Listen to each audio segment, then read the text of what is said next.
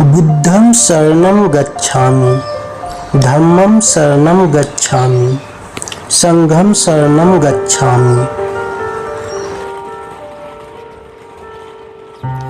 बुद्ध स्मृति park विश्व भर के बौद्ध धर्मानुयायियों के साथ ही राजधानी वासियों के लिए भी आकर्षण का प्रमुख केंद्र है। गर्मी के मौसम में यहाँ की शांति और हरियाली काफी सुकून देती है। बुद्ध स्मृति पार्क को बुद्ध मेमोरियल पार्क के रूप में भी जाना जाता है। यह भारत के पटना में पटना जंक्शन और हनुमान मंदिर के पास रेजर रोड पर स्थित एक शहरी पार्क है। यह पार्क विक्रम लाल द्वारा डिजाइन किया गया है। यह 22 एकड़ में फैला हुआ है। इसे बनाने में लगभग 125 करोड़ का लागत आया था। यह पार्क सालों भर खुला रहता है। यह पार्क बिहार सरकार द्वारा बुद्ध की 2554वीं जयंती मनाने के लिए विकसित किया गया है। इस पार्क का उद्घाटन 14वें दलाई लामा ने किया था। पार्क का निर्माण उस स्थान पर किया गया है जहां कभी ब्रिटिश काल की ऐतिहासिक बांकीपुर सेंट्रल जेल मौजूद थी। पटना के बाहरी इलाके बेऊर में एक नई केंद्रीय जेल बनाया गया है। नई जेल बनने के बाद पुरानी जेल की आवश्यकता नहीं थी, इसलिए पुरानी जेल की जगह बुद्ध स्मृति पार्क का निर्माण करवाया गया है। यह माननीय श्री नीतीश कुमार जी के सहयोग के कारण संभव हुआ है। तिब्बती आध्यात्मिक गुरु दलाई लामा ने 27 मई 2010 को बुद्ध स्मृति पार्क का उद्घाटन किया और वे 2 पौधे लाए थे, जो एक बोध गया से लाया गया था तथा दूसरा श्रीलंका के अनुराधापुर से लाया गया था, जो पवित्र बोधि वृक्ष की है।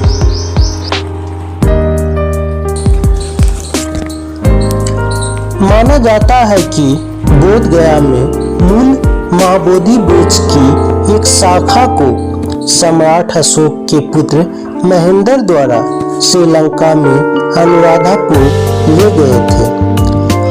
महाबोधि वृक्ष का एक पौधा श्रीलंकाई प्रतिनिधि मंडल द्वारा बुद्ध स्मृति पार्क में लाए गए थे।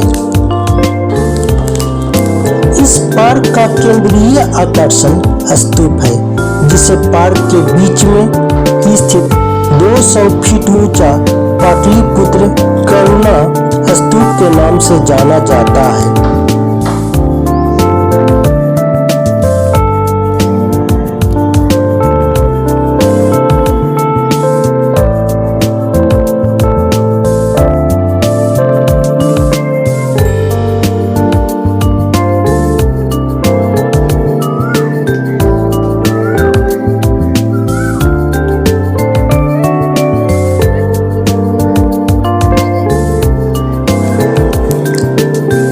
स्तूप के अंदर बुद्ध की पवित्र राख से युक्त बर्तन है।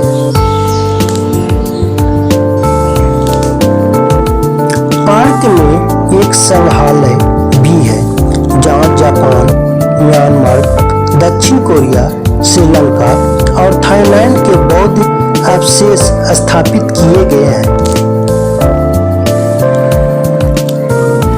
पार्क में meditation centre, park of memory, museum, laser show, Bodhi tree, library और बांकीपुर जेल के अवशेष के अलग-अलग खंड हैं।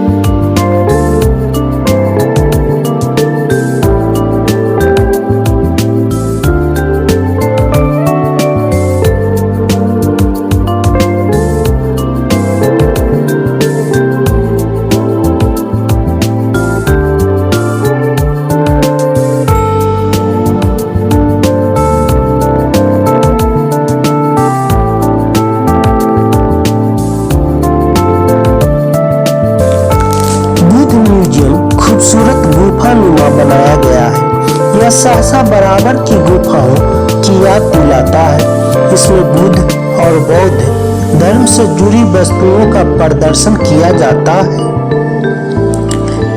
लेजर शो शाम 7 बजे रोजाना निःशुल्क संचालित होता है।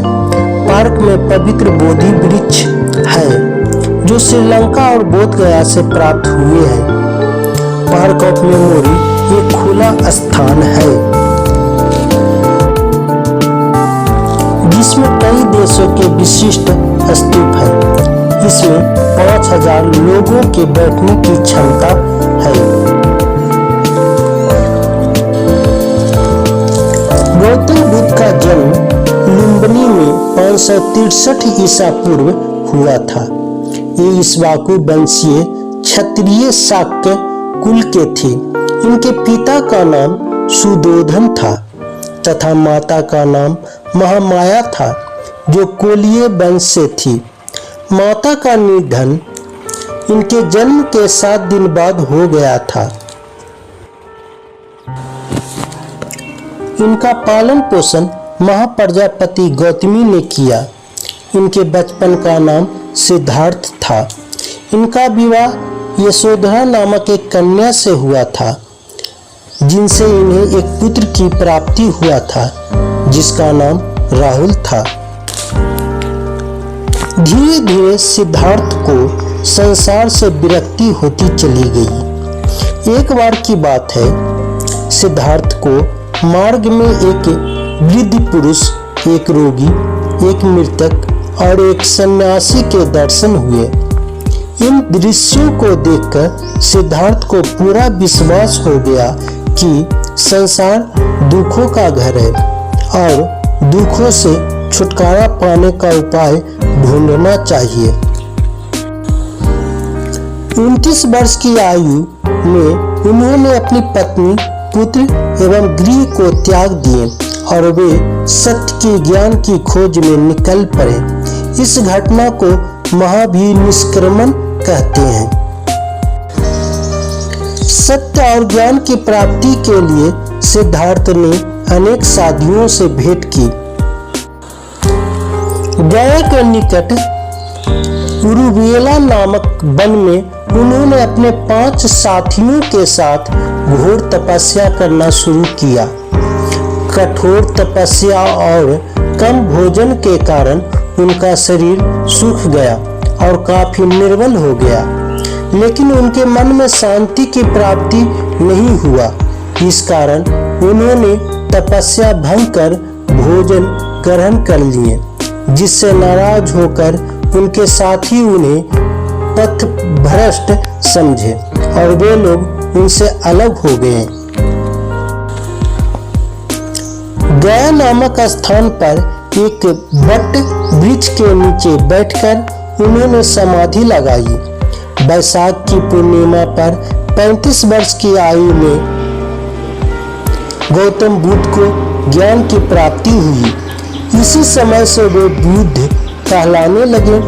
जिस वृक्ष के नीचे उन्होंने ज्ञान प्राप्त किया था वह वृक्ष बोधि वृक्ष कहलाने लगा और गया नामक स्थान बोध गया के नाम से प्रसिद्ध हुआ।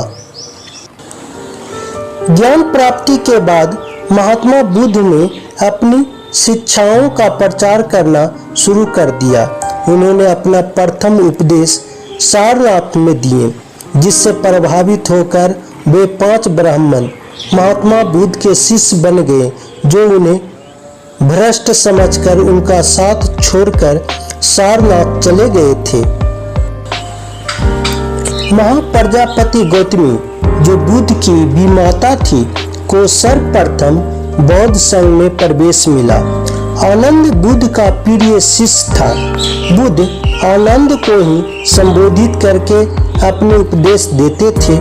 वे 80 वर्ष की उम्र तक अपने धर्म का उपदेश उस समय की सीधी सरल लोक भाषा पाली में प्रचार करते थे। गौतम बुद्ध की मृत्यु 483 ईसा पूर्व कुशीनारा में हुआ था। उस समय उनका उम्र 80 वर्ष था। बौद्ध धर्म के अनुयायी इसे महापरिनिर्वाण कहते हैं।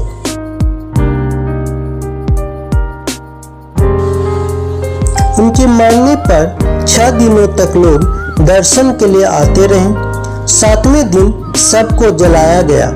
फिर उनके अवशेषों पर मगध के राजा अजातशत्रु, कपिलवस्तु के शाक्यों और वैशाली के बिछवियों आदि में भयंकर झगड़ा हुआ।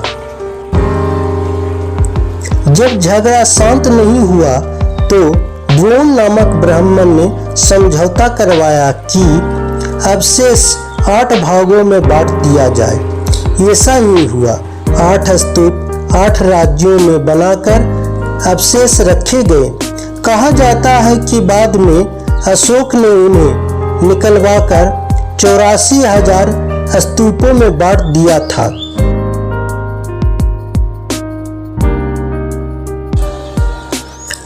बौद्ध धर्म के अनुसार शील तथा सदाचार के 5 सिद्धांत, जिसका आचरण प्रत्येक धर्मशील व्यक्ति के लिए आवश्यक बताया गया है। अस्तेय, चोरी न करना, अहिंसा, हिंसा न करना, ब्रह्मचर्य, व्यभिचार न करना, सत्य, झूठ न बोलना, मादक पदार्थों का भोग न करना।